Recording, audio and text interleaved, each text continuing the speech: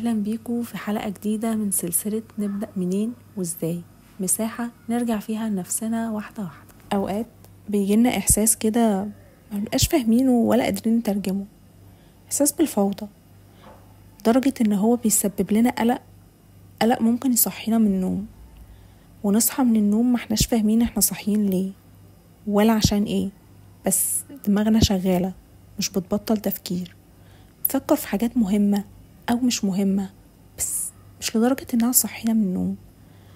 إحساس كده إنه كل حاجة اوت اوف كنترول، كل حاجة خارجة عن السيطرة، بنحس إن كل حاجة حوالينا ماشية بسرعة وإحنا مش عارفين نلاحق.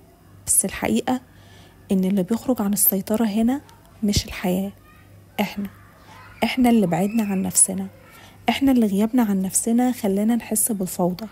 عشان كده أول خطوة إننا نقعد مع نفسنا، نسأل إحنا حاسين بإيه ومحتاجين إيه.